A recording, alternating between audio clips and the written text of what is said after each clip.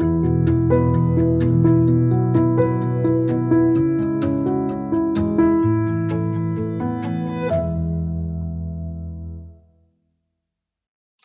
everyone and welcome to another Iconics webcast. Thank you all for taking the time out of your schedules to join us today, wherever you may be in the world. Today's webcast is titled Navigating the Hybrid Workplace, and a few of us are going to be exploring the way in which digital technology from Iconics and Microsoft can enable a safe, worker-centric return to the workplace. We're going to be talking about what the future of work looks like, especially as organizations begin to no longer just work from home and from remote places, but to start filling back up and repopulating our buildings. My name is Sam Walton. I'm the marketing manager here at Iconics UK. Just before I introduce the team and a little bit about Iconics, I'd just like to go over a few housekeeping items. Right now in GoToWebinar, you're all in listen-only mode. That means if you have any questions at any time throughout today's presentation, you can use the Q&A section of the GoToWebinar panel to type in your questions, and all being well, at the end of the session we'll have enough time to get to those and provide some answers to them. So without any further ado, let me introduce to you our presenters today. So with me we have Andy Dyke. Andy's our Director of Intelligent Buildings at Iconics UK. He has over 30 years experience in the built environment, and Andy's spearheading our intelligent buildings offering here in the UK. With Andy, we also have Sunny. Sunny's our technical sales manager here. He also brings a wealth of experience with the actual Iconics technology stack, whether it's system architecture or all-round sort of technical capabilities. And Sunny's going to be helping us demonstrate some of the actual products in the second part of today's webinar. So before we get into the subject matter of the hybrid workplace and what that means, I've recognized that there's quite a few of our listeners on today who may not know who Iconics are. So let me just spend a couple of moments introducing the business and who we are and what we do. So I guess first things first, Iconics are not a startup. We've been here for over 30 years, and we have 30 years of experience in all things data, software, and industrial automation. We're a global organization with over 400 partners in pretty much every major country in the world. More recently, we were acquired by Mitsubishi, and we've been delighted to be able to fuse our sort of best-in-class software expertise with their best-in-class automation hardware. And last but not least, Iconics are very, very closely aligned to Microsoft. And we're going to be talking more about that in a few moments, but we're very proud to be a 6-time Microsoft Partner of the Year, and all of our technology is aligned to the latest and greatest technology from Microsoft. So we'll be talking more about that in a moment, as I said. In terms of what we do, traditionally we would talk to 6 major pillars when it comes to the core capabilities of Iconics. As I just mentioned, we are a industry-leading, hardware-agnostic software vendor. So we pride ourselves on having a very open approach to how we connect to data, whether that's IT data, operational data, and more recently, the Internet of Things, sort of IoT sensors related data. And we connect to those systems, those sensors, always through interoperable open standards. Once we've connected to the data, we normalize it, we transform it into our common data environment, and then we can begin to run sort of the clever artificial intelligence and analytics rules on top of that normalized data to unveil trends that we hadn't seen yet, predict faults before they happen, run alarm management to flag up issues that we couldn't previously see, and really analyze that big data. From there, we'll visualize it, and we have a number of sort of stakeholder orientated visualization dashboards, reports, KPI league tables, BI, real-time trends, and so on and so forth. And last but not least, as we are an open ethos-orientated company, in the sense that we don't want to create proprietary drivers or be closed in our approach to data, we like to automate and expose data to other third-party systems. So within the Iconic stack, we have a number of powerful workflow engines and automation triggers to pass on information, to generate tasks to other third-party systems, whether that's done at the edge or whether it's cloud-to-cloud sort of API integrations. That is the sort of Iconic's approach to transforming and sharing data. So at this point, I want to pass over to Andy. Andy is going to talk to us about how we've taken those kind of core capabilities of Iconics, combined those with the Microsoft Azure capability to build a platform which is really focused on outcomes for the built world, for buildings and for cities. So Andy, I'm going to pass over to you just to introduce a little bit about IBSS. Thanks, Sam, and hello everyone. Good morning or good afternoon, wherever you are in the world. So as Sam has provided that segue from the Iconics standard stack, just to call upon why IBSS and us taking the Iconics commercial off-the-shelf solution, which then blends with best-in-class Microsoft technologies, Azure technologies, to create a new, robust, scalable, secure, market-ready data digital twin for buildings, which we call IBSS, which is an acronym for Intelligent Building Software Stack. What is this IBSS platform? What is it doing? And I think the key thing to really call out is that it's been born from a wealth of experience that has delivered intelligent building solutions into real estate across all sorts of market sectors that recognized lots and lots of repeatable use cases were being built from the ground up every time. And we decided that in terms of accelerating, providing better cost efficiency, standardization, that we could pre-can a lot of the use cases and requirements into a far more ready data twin solution that will deliver against these use cases. So our IBSS platform is a digital twin solution that's integrating and collecting data from people, devices, sensors, building technologies, IT systems, and blending human-generated data with machine-generated data to normalize that data ingestion and interplay from the IT, the OT, and the IoT solutions and the applications that the users will be using to run through engines, to run through workflows and processes, and provide all the endpoints for really rich pre-canned user interfaces that deliver quick, scalable solutions. The whole model is based on a sort of geospatially defined spatial model of buildings, dilating down from countries, regions, buildings, floors, zones, and defining equipment and placement within that model, and the semantic model that relates that equipment to the spaces or to other items of equipment. And we use this platform to tailor the workflows, to run analytics on performance, to provide visualizations, to provide human interaction that helps us build and construct and verify the performance of a building during construction, and then run and manage that building in operational worlds, and then to enhance the experience and the interplay of the occupants that use the building, all off of that in effect digital fabric that's now become part of the building.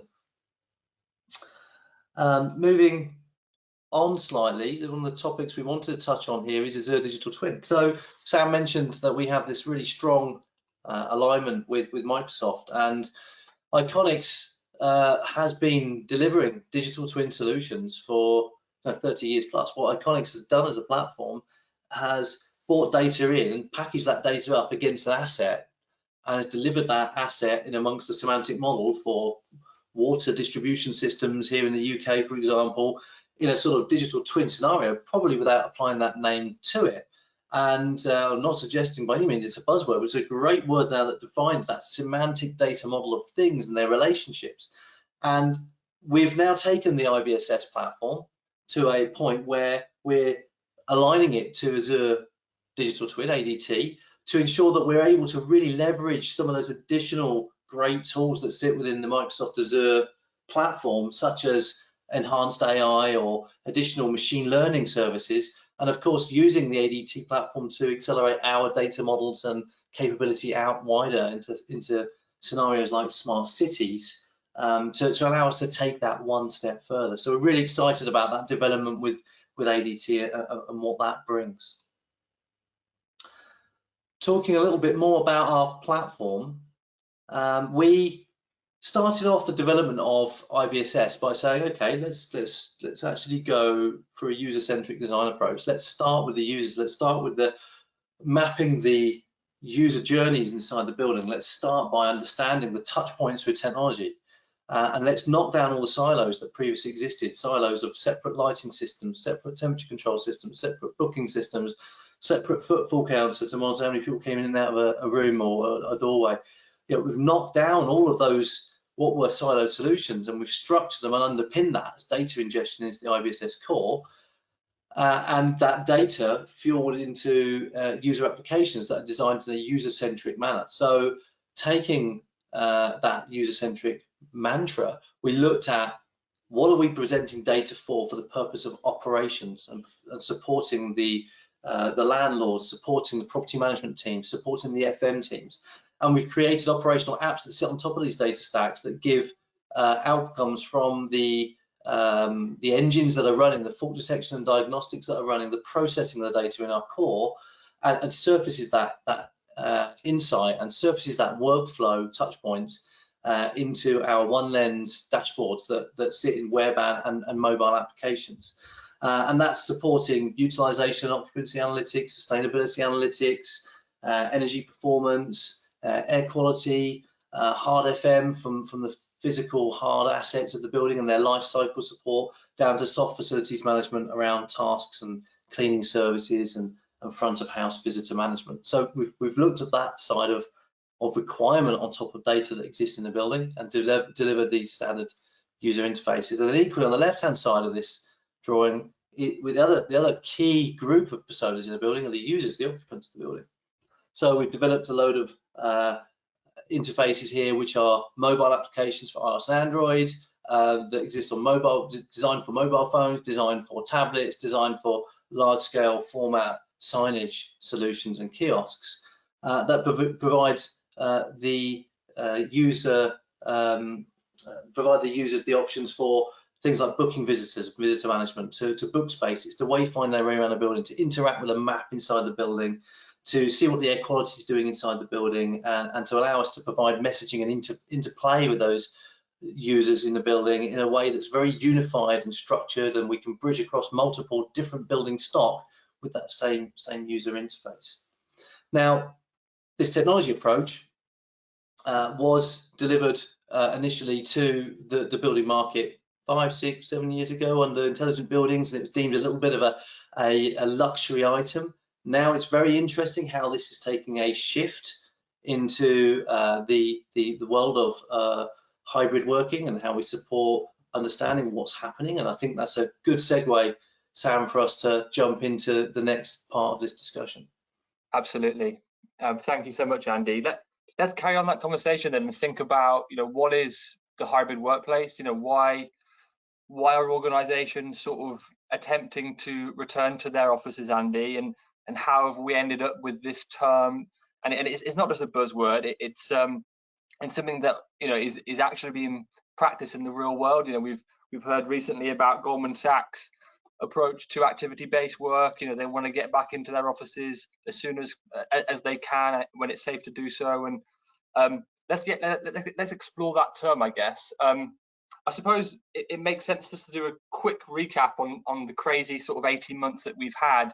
At least here in the UK, there's been, I would say, a number of shifts in the commercial real estate market to how we approach return to work.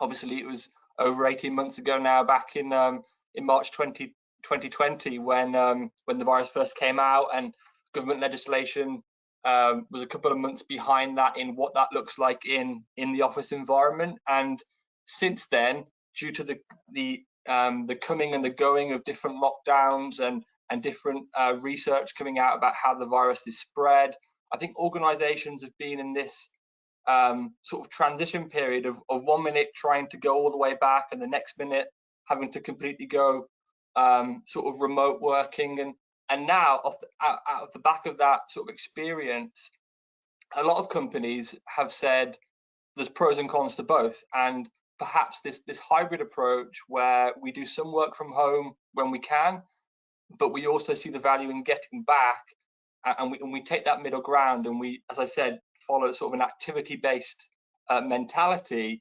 That seems to have great value in the industry. Would you see that that trend as well, Andy? Yeah, absolutely. Yeah, I touched on a second ago how an intelligent building was something that we were working with our clients on in a pre-COVID world, and this whole aspect of disruption that's occurred through COVID has made us stand up and think about the way that we're working. We potentially, all the things that we are questioning right now, are interesting topics that we would probably address very slowly over a 10-year period, that we've been forced to address over a very aggressive 18-month period today. And right back from everyone working from home to trying to bring people into the office, and is that the right thing to do, and what's the impact of that in terms of financial benefits or losses to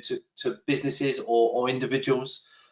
How is that affecting productivity? I mean, many people are saying that their productivity is higher working from home. There will be others that say their productivity is lower, or might not admit it, but their productivity might be lower because of other circumstances, personal circumstances. It might be that they don't have the right space in their lives, or the right environment to focus on their work.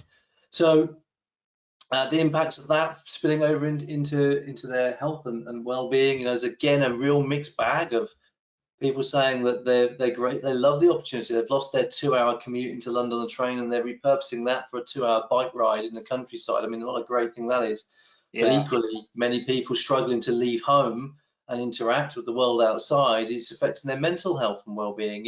There's a real trade-off, Sam, isn't there, between all these topic areas, between the good and the bad of home working. Absolutely, and I think we've all seen the value of home working. I know, as you said, it's brought us so much flexibility and so much time to be applied to things outside of work as well as work itself. And at least in the first few months, I think there was probably a spike, but now sort of 12 months later, some of us are getting a little bit tired and fatigued is probably the right word. I know there's been a few reports done in the industry over the last few months, and there was one in the UK where I saw over 3/4 of the UK workforce want to get back to some form of collaboration physically. They want to meet with their colleagues, that they're sort of fed up of back-to-back Zoom and team calls. They feel lonely, they feel disconnected from their teams, and for this reason, you and I have spoken about this before, we see the value in getting back somehow, and that's down to each organization to decide how much. But that concept of physically collaborating, that concept of pulling a whiteboard or some sort of ideation session together in the building itself is so valuable, right?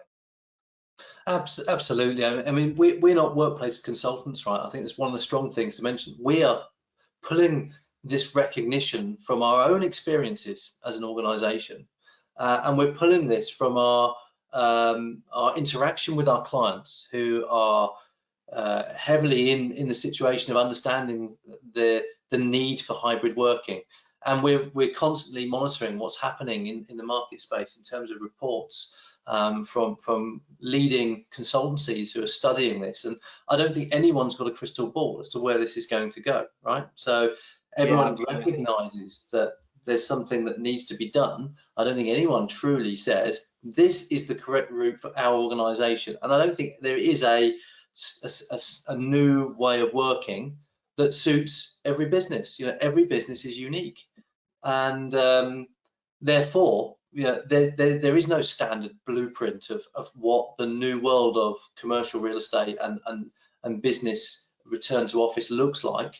It's an adaptive thing, and I think it's that adaptive requirement that comes back to what we were doing in intelligent building market spaces, and now amplifies all that as being a real leader and an opportunity to use digital to deliver against the use cases of flexible and collaborative work settings. So finding the right space. I'm leaving my home working environment and I want to collaborate with you, Sam, and we need to find the right room to invite another 5 people in.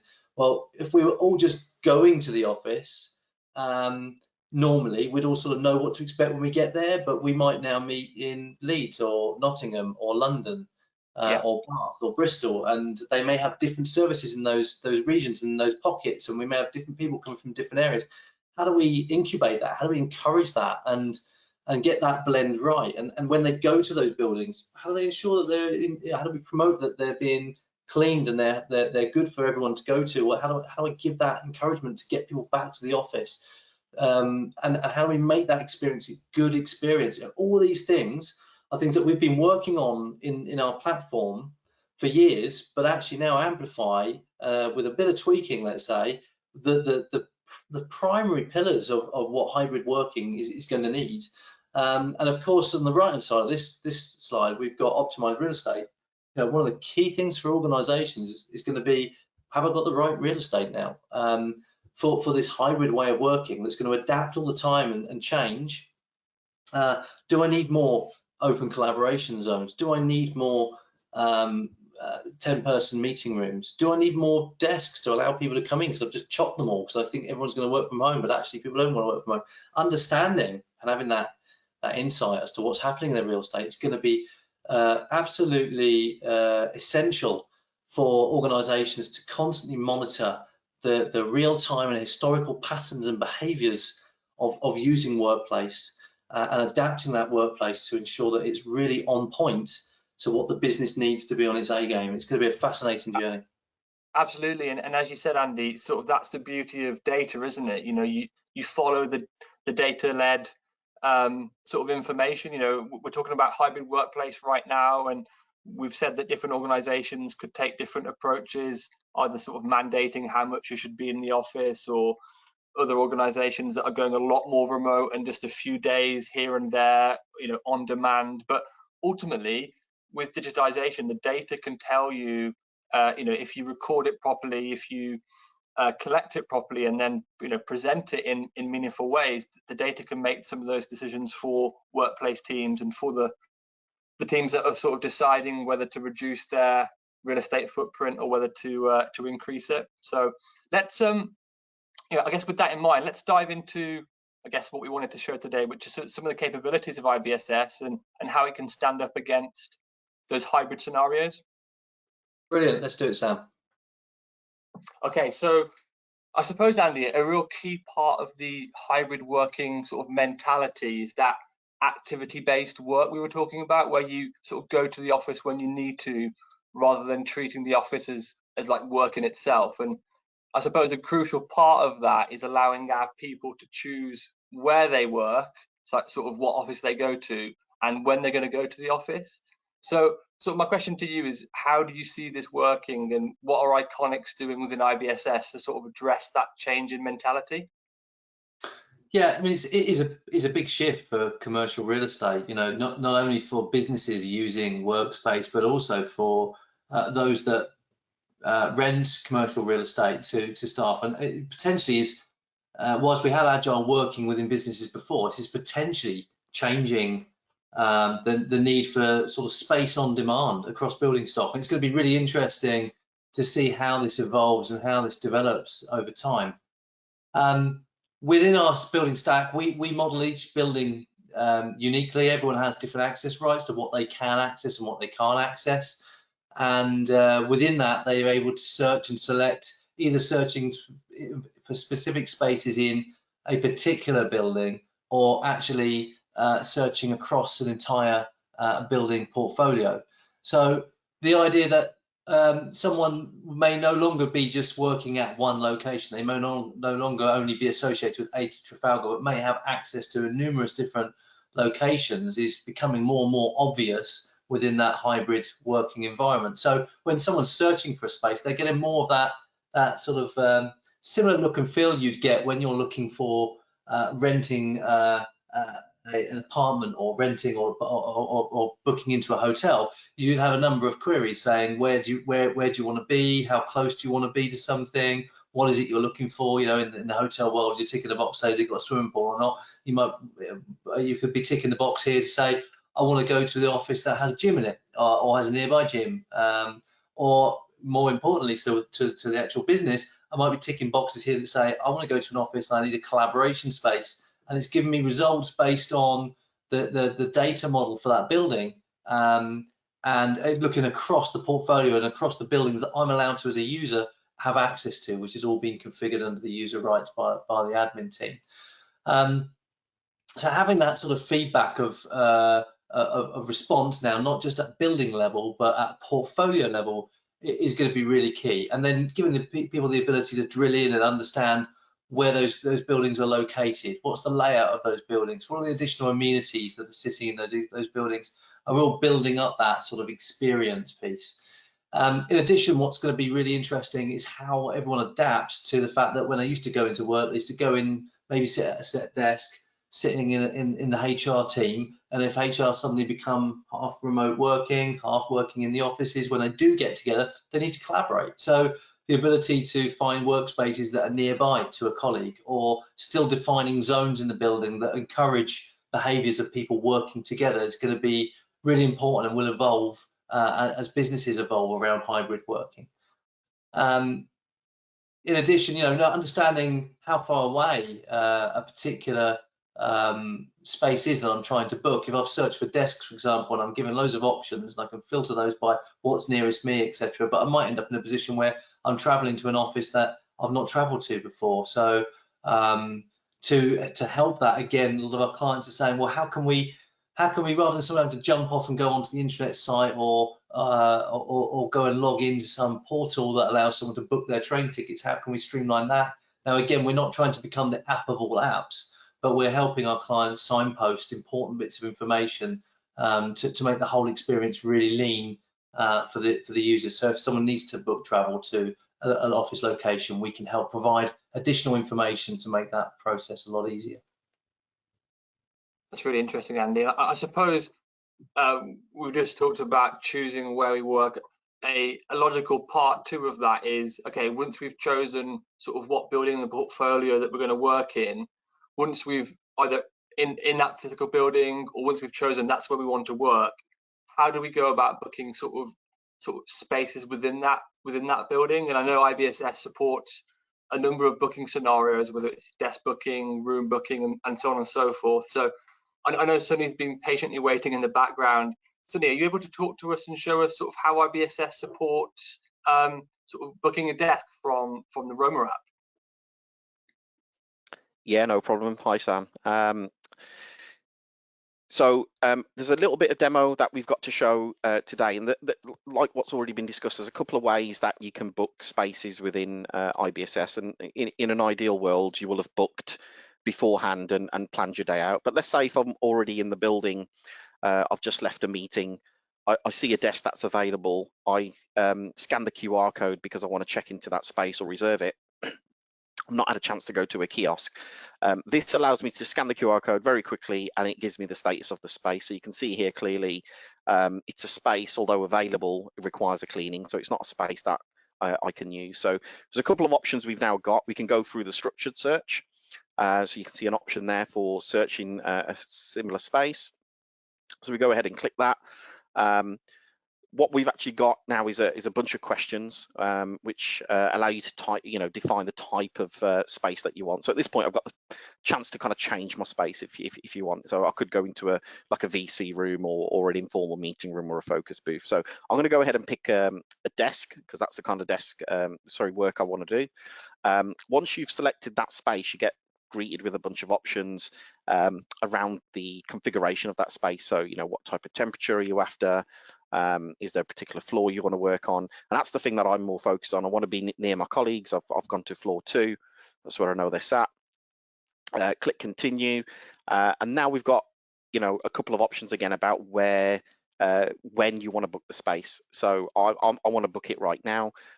It'll give me a bunch of results now for all those spaces on floor 2.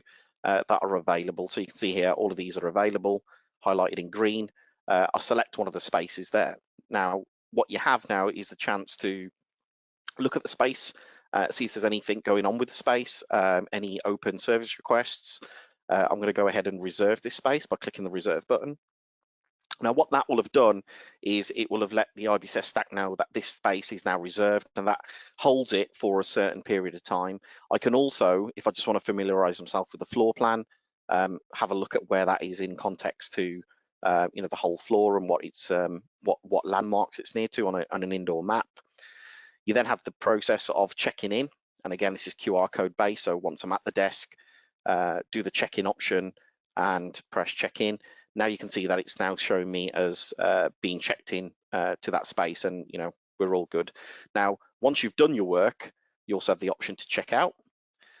So once you check out of the space, what that does, depending on what mode you have IBSS in, and in this case we've got it in COVID mode, it marks the space for requiring cleaning. So you can see here now that this won't be available for anyone else until the space is actually cleaned. So the next part of this is, well, how do we manage that cleaning process, and how do service users such as cleaning staff actually kind of, you know, tell the system that the clean's now you know, completed and the space is now available. So this next video, which I'm just going to click into now, this will just go through how as a service user you can log into the same platform, but using role-based access control gives you the ability to kind of control them tasks. So same Roma app, logged in now as one of the service users as part of the cleaning team. You can see some of the options are now removed from the app. I've got the ability to look at all the tasks that I've got currently available that are assigned to me. In this case, I'm going to go to the open tasks, and I'm going to go ahead and pick that space cleaning task from the previous demo we just did, which has been now marking the space as cleaning. So if we go ahead and pick that space cleaning task, I can go ahead again, claim that task. And you can see some of the user experiences is exactly the same, even though it's a slightly different role. I've still got the use of indoor maps as a user to kind of go and see where that space is should I need to. So bring up the indoor map, you can see it's the same space highlighted as what we did in the previous demo. As a user now, as a service user, I'd again arrive at the space, scan the same QR code that I did as a user booking the space. And once that's done, I will go ahead and do my cleaning tasks or whatever other task that is required for that service request. And then once you've completed it, you've got the option to kind of confirm the completion, which I'll go ahead and do. And now you can see that the space will have now been marked for being available, but it's also taken it off my task list. So that's a little bit of how you can book spaces, either for your QR codes, if you go up to a desk or a space, through structured search, which ideally would be the ideal way to book beforehand, but also a little bit of what happens to the space once people use it, and how service users can interact with IBSS through Roma to track and record those spaces being cleaned. So that's the end of this particular video. I'm going to hand over to Sam for the next use case. Thanks, Andy. So Andy, I think you're going to talk us through a little bit about what we've been doing with track and trace. I know it's something we built into the product last year when COVID first sort of came out, for want of a better expression. Are you able to talk us through this really briefly?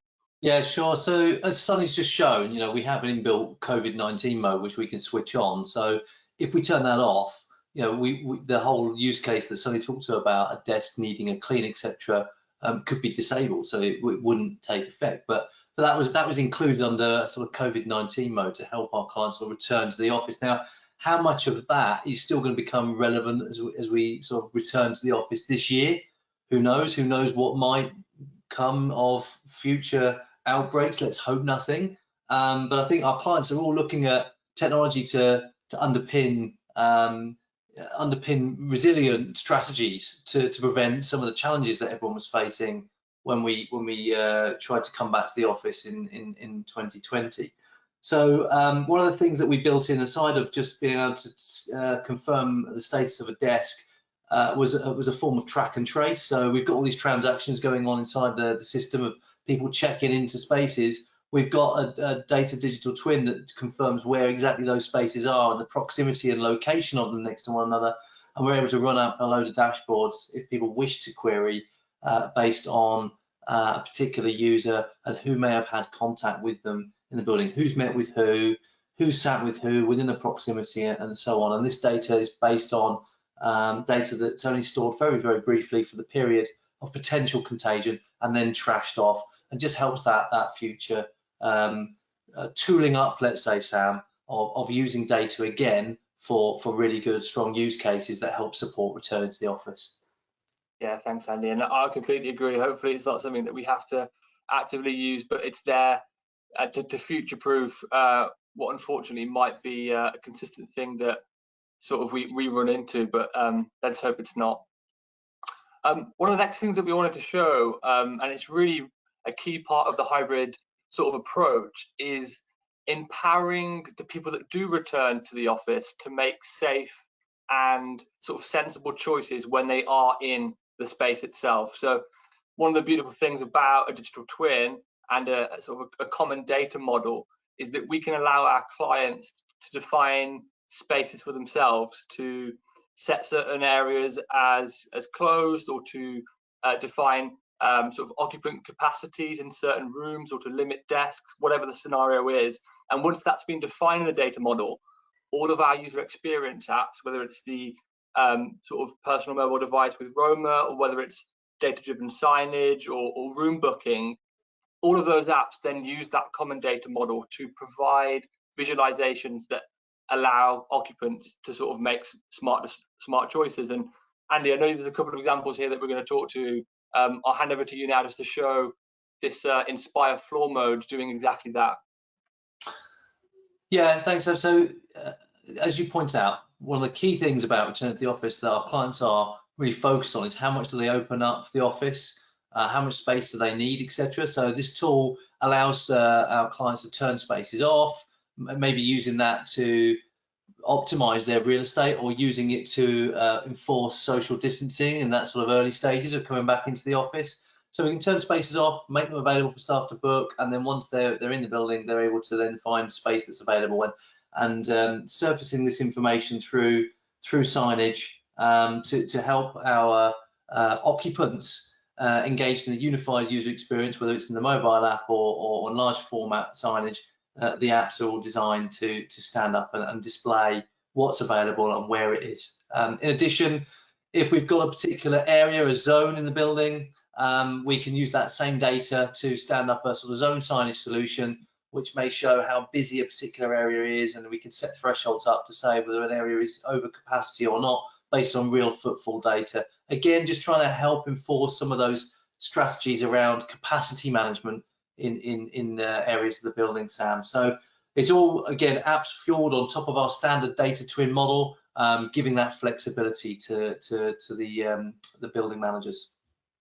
Absolutely. And I suppose not only can we serve that data up through some of those real-time signage screens that you just saw, one of the things that we've been building into Roma is, in order to stop people sort of dwelling at those screens or pressing, interacting with those kiosks on a touch-by-touch basis, which isn't ideal.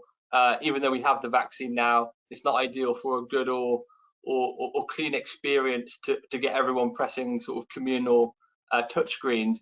We've built in Roma, haven't we, the ability to sort of hand over some of the functions that Unity and Inspire do back onto the personal handheld mobile device. So I think Sunny's going to show us a quick demo now on how we've sort of built some of those functions into Roma to minimize these touches. Yeah, thanks, Sam. So yeah, just to kind of recap there. So normally, if you're going to book something like a meeting room, you would use normally the Unity panel to kind of scan and book a slot, or again, you would have had these meetings pre-prepared, ahead of time. But again, if you're in that situation where you've come out of a meeting room, or you've had been working at a desk, you can walk up to one of these meeting rooms. You can see the spaces available. It's highlighted as available, similar to what's shown on the screen now.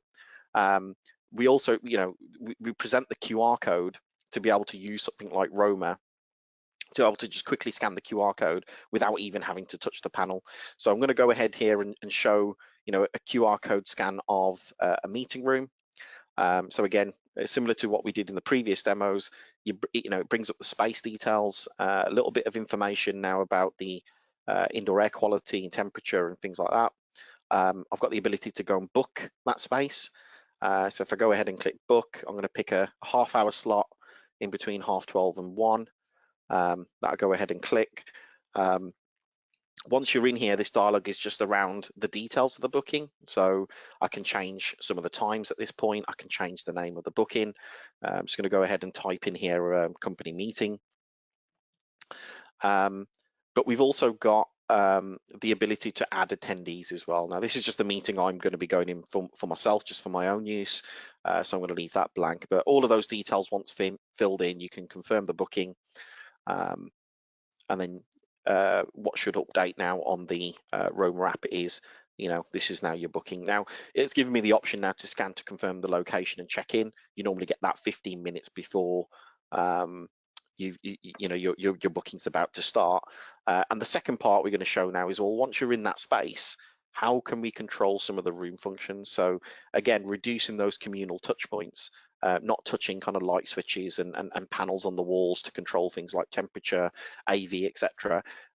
If you're the meeting organizer checked into the space, you've actually got the ability to actually control some of those meeting room functions right through Roma from your own device. So in this case here, we can see I'm checked into the space now that we just pre-booked. And if you scroll down, we've got a bunch of the options available for what we can control within the room or information about the space itself, whether that be guide. So if I was to go ahead and pick something like room temperature, I want to notch it down by 0.5 degree. Or more or less, depending on my requirements.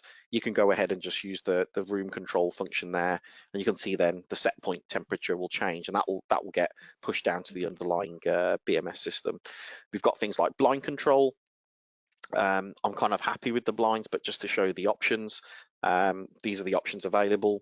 And this will depend varying on the type of interface we've got to whatever blind control you have. The same with lighting. If we wanted to control things like AV, we can do things like source select, change the volume controls. So all the things that you would normally go and start touching stuff within the room are all surfaced now through Roma, even to the point where, you know, turning off the TV itself. And then the other thing that we've got are things like guides. So normally you would end up having pieces of paper or laminated sheets within the room. Well, similar to kind of Andy's point on surfacing other data, so you've got a central location to kind of feed out that information or access that information from, we can also provide access to some of the tech guides or information, or, you know, just general information about fire and health and safety information for the room or the space or the floor that you're on. So once we've done that, one of the other things we can do is make service requests. So this kind of creates tasks again within our soft FM module within IBSS. So if I'd been in the room, I've spilt a drink or something else, I can raise, in this case, a spill request, submit that request. That will be then sent through to IBSS, and again that will appear on the tasks available for the different resolver groups that are responsible for that. So you can see now that space now has a task there, which clearly is active for a spill. So it's clearly identified within Roma. So if that spill hasn't been cleaned up by the time someone else came in, you can see all the kind of service requests associated to that room. And that's the end of that particular demo. I'm going to hand over to Sam, carry on with the remaining use cases. Thanks, Sunny. That was really useful to see. I like how Roma is not just acting as that app that takes sort of functionality of communal touch points, but it's also that data generation piece, allowing people to report issues, you know, feedback on certain space types to create that human generated data that we all need to sort of make our buildings better. One of the things that we want to talk about, Andy, it's absolutely crucial to sort of the hybrid mentality, is around team collaboration.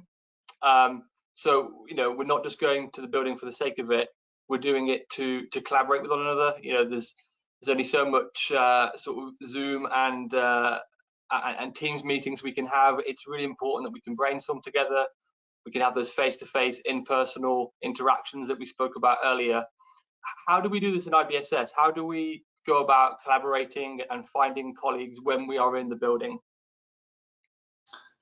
Yeah, so it's always a touchy subject, isn't it, about colleague finding, wayfinding, personal data. So I think the first thing to explain is that we have a location engine that is able to use business rules to process various data sources that we're connected to. So we have booking data, as in where I've booked. We have check-in data. When I've actually checked in, it's confirmed where I am. I have access control data potentially that I could integrate IBSS to, which will tell me that I've gone through a particular secure line. It might be I'm in a building or I'm just on a floor. And potentially, if the project had the technology installed, the prop tech installed for something like Bluetooth beaconing or Wi-Fi hyperlocation, potentially got some location service data that pins me down based on the accuracy of that technology to, it could be within a matter of half a meter within a floor plan space. So we have this data there, but as a user, I might not want anyone to use it, and I have that right. So I think the first thing to call out is that user one, me, I say whether I want people to find me or not, and we absolutely provide that capability in our software stack. So there's a whole array of user preferences within the platform, and it's all accessed through the Aroma mobile app that says everything from whether you want to receive visitor arrival notifications down to whether you want colleagues to be able to search for you based on different criteria. So I think the first thing to point out is that I have data privacy controls. I think the second thing to point out is that we're using this data in a transient format. So if I'm user 2 or user 3, still either using a mobile phone or Inspire, saying, hey, I want to know where Andy Dyke is today, because I want to go and find him, sit with him, because this is going to become a bigger and bigger problem in hybrid working with people in different locations and booking desks. They're not always at the same desk. I might walk up to an Inspire signage and be able to search my name or use mobile app to search for someone. Then I need to be able to transiently request that information. But we're not storing that data, Sam. It's not that we're being that militant governance layer that's tracking everyone and using that data. It's a transient call. Where am I? And I think that's really going to be key for finding colleagues in this sort of new world of mass agile working. And similarly, based on the technology, we can present back to say that someone's at a particular desk at a particular location. That might be based on booking data, so it might not mean they're actually there, but it will give everyone a clue as to where everyone's at. And I think we touched on earlier that I could book spaces based upon my teams or based on colleagues' locations within the building to make sure we still get that sort of clustering of collaborative teams within an agile workspace environment. So I think, Sam, it's going to be a really interesting thing that plays out over time with the sort of hybrid way of work.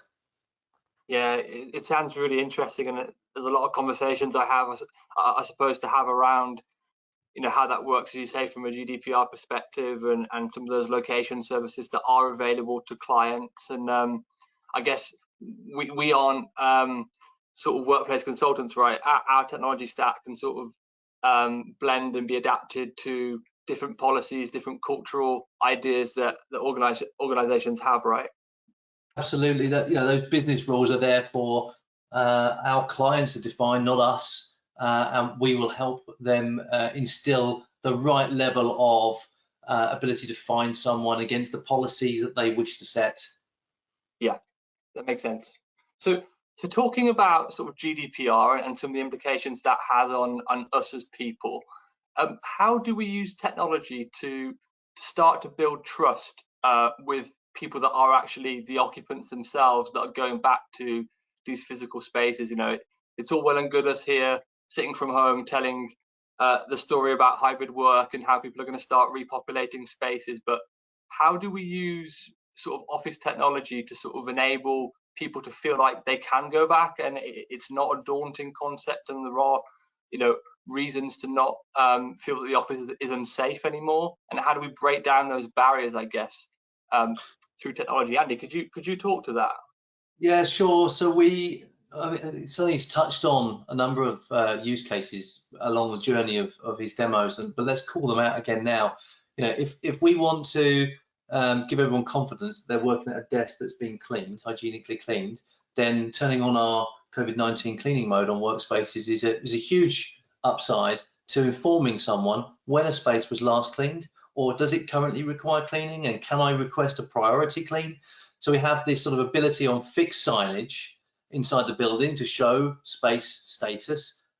We can use the Inspire lobby signage that we have to show air quality that's going on the building. So checking that the air quality is good and making sure that everyone's got insight, visibility of this data that we're gathering, not only for the management teams, but pass this back out to the members of the staff or the occupants inside the building, and let them know that we understand the building and it's in good condition and in good shape. I think transparency is absolutely key. In addition on that, you know, we have the ability to not only display information on signage, but to now start pushing messages out to people. Now, I know everyone gets bombarded by push messaging, and we allow the users to configure their preferences around what information they receive or not. But the platform ultimately is set up to allow us to, as a management team, create scheduled notifications that would go out that would say when certain things are happening around cleaning the environment, or it might be even linked to the fact that there's an issue with access in the bike store for whatever reason. Whatever you wish to schedule as a notification, we can use this as a really clean lens to push those notifications out.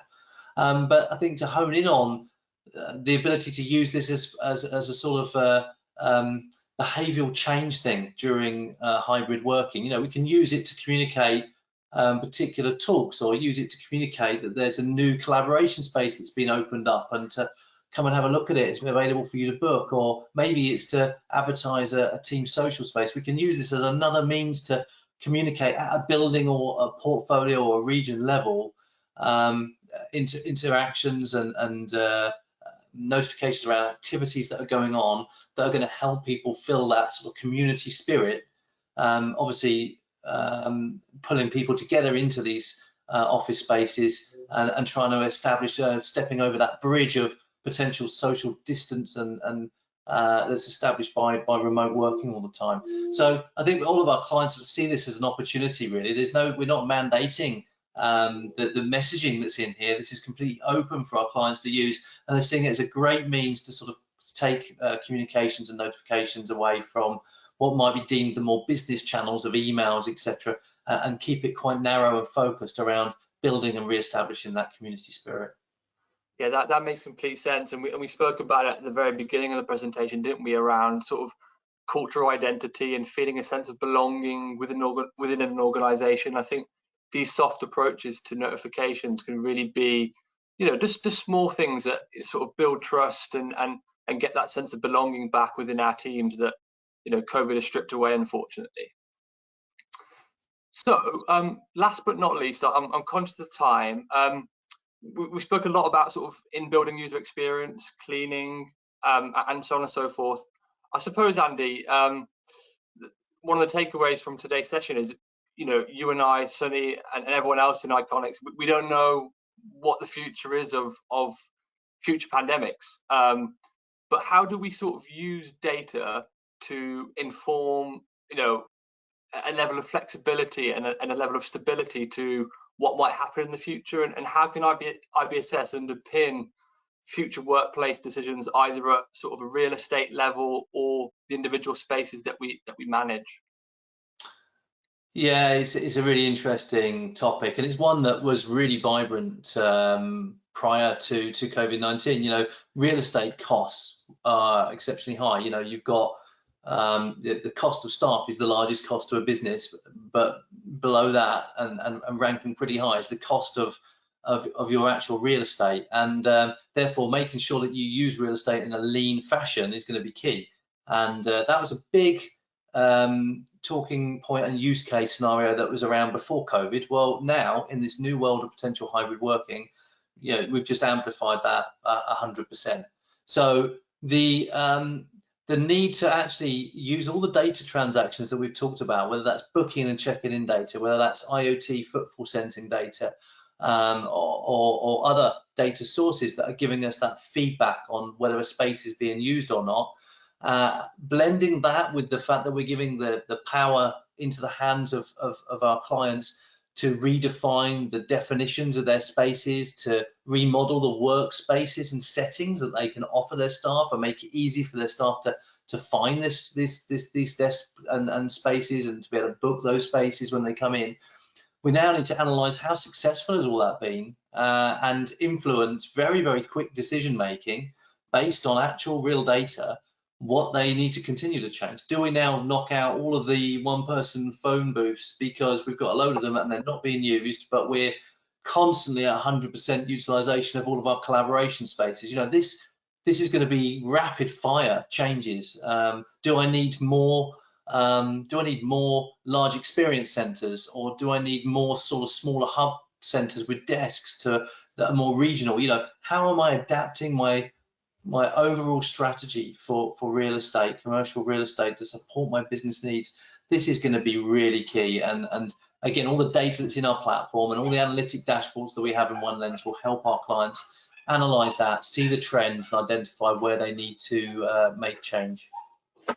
Absolutely, that makes complete sense, and it's only with sort of that common data environment that's uniting all that data that can those decisions really be brought to the surface and make those sort of lean, fast decisions that will affect us for years to come. Well, I'm conscious of the time, both. There have been a couple of questions that have come in, so I want to thank you both, Andy and Sunny, for taking part in today's conversation, and I do want to get to some of these questions, if that's okay. So let's just use the next couple of minutes to go through some of the Q&A that has come in through the panel.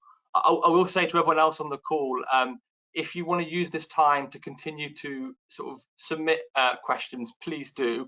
I don't think we're going to get to all of them today, but we will endeavour to respond to them in due course. But let me just take a couple of the first ones that came in, Andy. We had one from Stuart, who sort of right at the beginning of the presentation was talking around what he was responding to when you were talking about how things in commercial real estate might change.